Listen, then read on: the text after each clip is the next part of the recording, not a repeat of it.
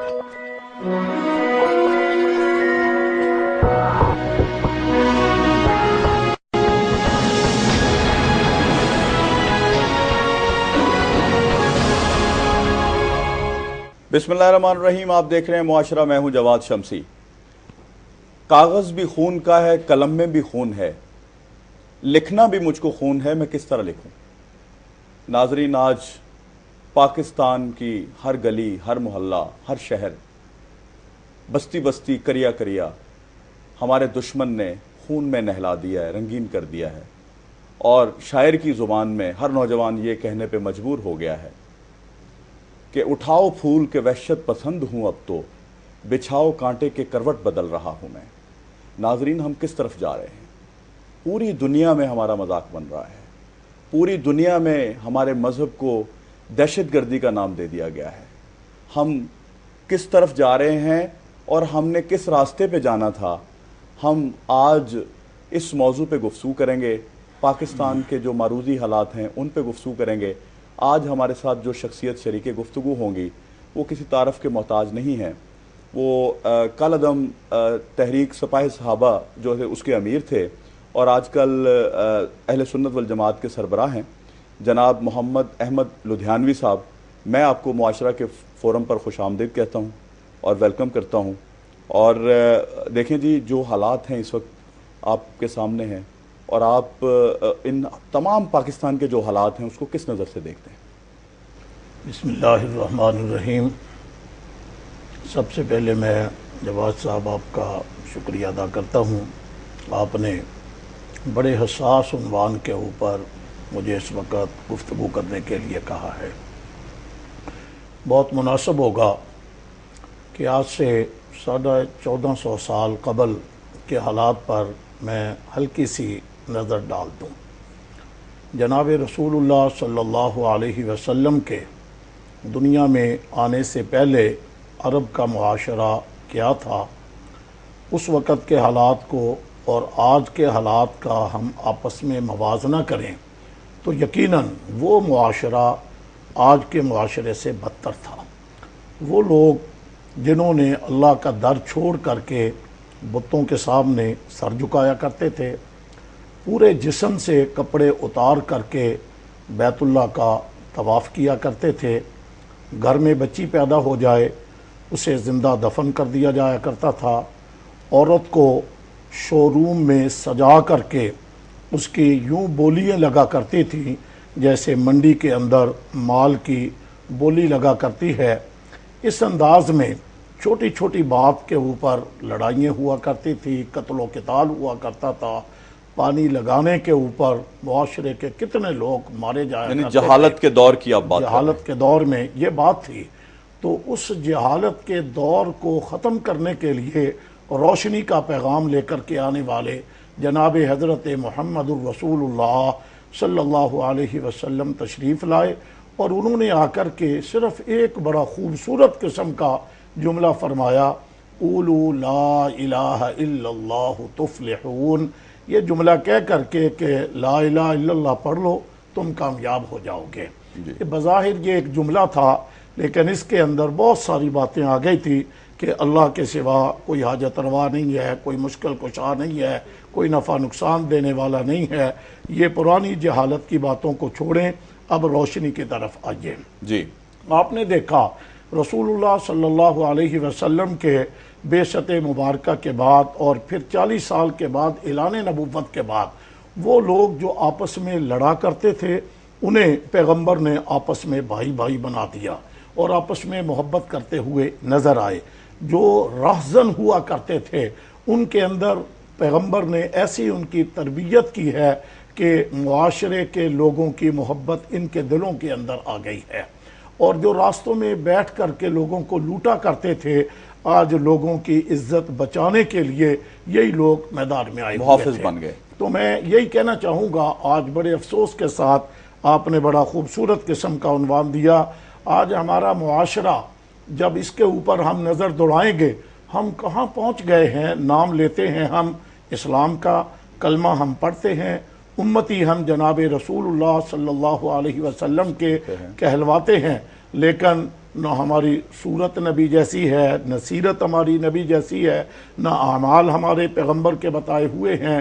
ہم زبان سے ضرور کلمہ پڑھتے ہیں، عمل کے لحاظ سے ہم نے ان ساری چیزوں کو نظر انداز کر دیا، جس کی وجہ سے آج ہم بھٹکے ہوئے ہیں، جس کی وجہ سے آج وہ کفر جو مسلمانوں سے ہر وقت ڈرتا تھا، جس کے اوپر مسلمان کا خوف ہوا کرتا تھا، رعب اور دبدبہ ہوا کرتا تھا، آج وہ کافر مسلمانوں کو منہ کھول کر کے لیکن مولانا صاحب اس کا ذمہ دار آپ کو کس کو قرار دیتے ہیں؟ یقیناً اس کے اندر آپ معاشرے کے تمام لوگ جو ہیں اس کے ذمہ دار بنیں گے، کسی ایک کو نہیں کہا جائے گا۔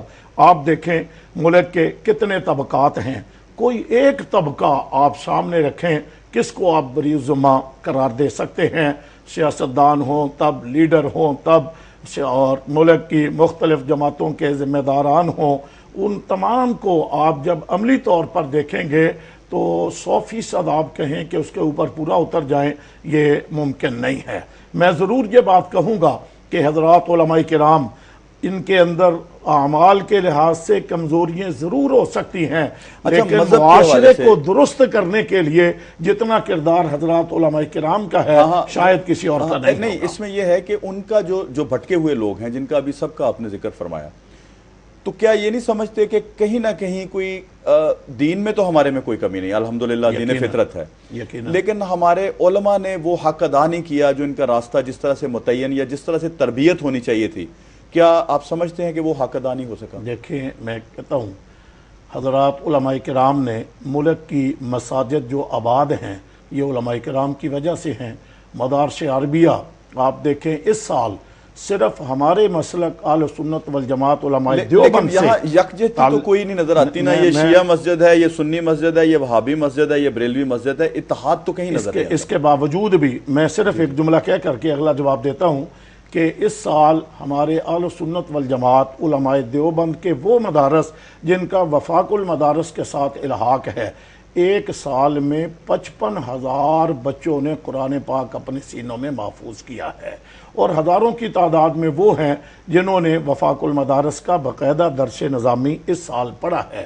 آپ کہتے ہیں اختلاف تھا، اختلاف ہے، اختلاف رہے گا، اس کے باوجود بھی کہ اختلاف ہے، مدارس بھی دیوبندیوں کے علیحدہ ہیں، بریلویوں کے علیحدہ ہیں، اہل حدیثوں کے علیحدہ ہیں، سنیوں کے علیحدہ ہیں، شیعہ کے علیحدہ ہیں، لیکن جب ملک میں کوئی قومی مسئلہ آیا کرتا ہے، کوئی اہم عنوان آیا کرتا ہے، آپ جون سے کی طرف اشارہ کریں گے، میں تقسیم ملک سے پہلے سے لے کر اس وقت تک ملک کے اندر جب بھی کوئی اہم ایشوز کے اوپر قوم نے محسوس کیا تو حضرات علماء کرام ہی ہوا کرتے ہیں جو سر جوڑ کر کے بیٹھا کرتے ہیں، اور سر جوڑ کر کے جب بھی بیٹھے ہیں اس وقت جو مسئلہ ہوتا ہے اچھا ابھی آپ محسوس نہیں کرتے جو ملک کے اس وقت جو حالات چل رہے ہیں، ابھی آپ محسوس نہیں کرتے کہ جو آپ نے بات کی ہے ان سب چیزوں کی اس وقت ضرورت ہے؟ مجھے بڑے افسوس کے ساتھ یہ بات کہنا پڑے گی، اس وقت ہمارا ملک جن حالات سے دوچار ہے،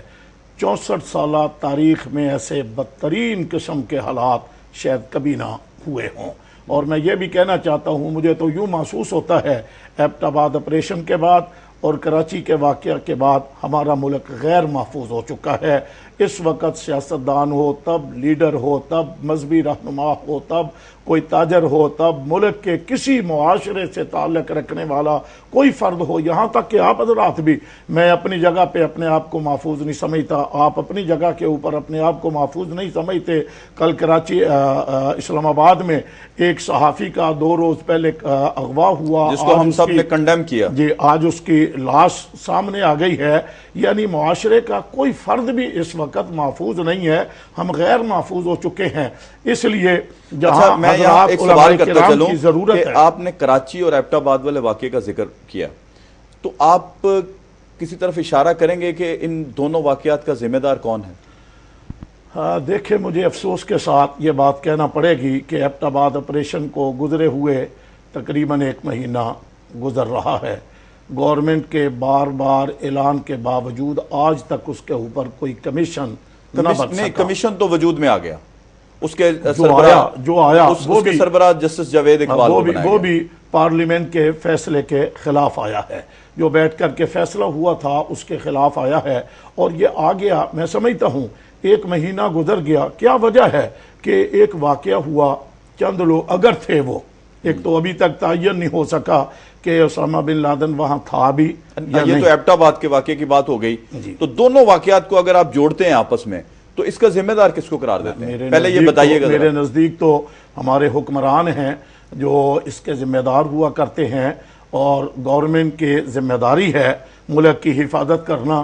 یہ باہر سے آ کر کے لوگ ہمارے ملک کی حدود میں داخل ہو جائے، غیر ملکی ہیلی کاپٹر آئے ہیں، طیارے آئے ہیں جو ہمارے ملک میں داخل ہو گئے، اور ہمارے ریڈارز کو انہوں نے جام کر دیا، اور جام کرنے کے بعد کئی گھنٹے وہ آپریشن کرتے رہے۔ مجھے افسوس ہے کہ رات کے اندھیرے میں وہ آئے، ہمارے حکمران بھی رات کو سوئے ہوئے تھے، فوج کے سربراہ بھی سوئے ہوئے تھے، ایجنسیوں کے ذمہ دار بھی سوئے ہوئے تھے، کوئی بھی اس وقت جاگ نہیں رہا تھا۔ انہوں نے سوتے ہوئے آ کر کے اس انداز میں آپریشن کر دیا۔ یہ تو محسوس یہ ہوتا ہے کہ اگر ہماری حالت یہی رہی کل آنے والے وقت میں، وہ پھر اگر بھرپور انداز میں آ کر کے پاکستان کے اوپر کوئی حملہ کر دیتے ہیں، پاکستان کی ایٹمی قوت کے اوپر حملہ کر دیتے ہیں، ایٹمی تنصیبات کو نقصان پہنچا سکتے ہیں، تو کون ان کا محافظ ہوگا؟ جس طرح ہم ٹکڑوں، ٹولیوں، گروہوں اور فرقوں میں بٹی ہوئی قوم ہے، تو یہ تو کبھی بھی ممکن ہے جو آپ کر رہے ہیں۔ کہ میں ایمانداری سے اس وقت سمجھتا ہوں سیاست میں اختلاف ہو سکتا ہے، گورنمنٹ کے ساتھ کسی اور کے ساتھ اختلاف ہو سکتا ہے۔ اس وقت ملک جتنے بحرانوں میں گھرا ہوا ہے، تمام سیاستدانوں کو اپنے اختلافات ختم کر کے آپس میں بھائی بھائی بن جانا چاہیے۔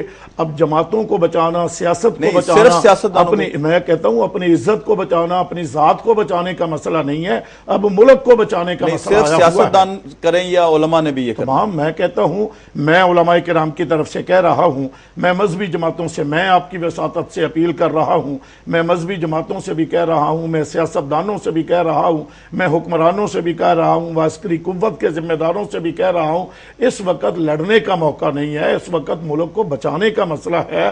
ملک داؤ کے اوپر لگ گیا ہے۔ اگر ہم آپس میں لڑتے رہے، آپس میں اختلافات کرتے رہے، کل ملک کا نقصان ہو گیا تو ہم کہاں جائیں گے؟ کیا بنے گا ہمارا؟ یہ ملک ہمارا ہے، بڑی قربانیوں کے بعد جو ملک ہم نے حاصل کیا تھا، یہی ہم نے رہنا بھی یہیں پر ہے، یہ ہمارا گھر ہے۔ خدا نہ خواستہ، اللہ نہ کرے، اللہ نہ کرے، اللہ نہ کرے وہ برا دن ہمارے دیکھتے ہوئے نہ آئے۔ اگر اس ملک کو نقصان ہو گیا، ہم کہاں جائیں گے؟ کس کے سامنے ہاتھ پھیلائیں گے؟ کس کے در کے اوپر جا کر کے جھکیں گے؟ ناظرین، یہاں ایک بریک کا وقت ہوا چاہتا ہے۔ علامہ صاحب نے تمام مذہبی جماعتوں اور پولیٹیشن سے اپیل کی ہے کہ وہ ایک پلیٹ فارم پہ جمع ہو جائیں، تو اسی کے ساتھ ایک وقفہ لیتے ہیں، ابھی واپس آتے ہیں، ہمارے ساتھ رہیے گا۔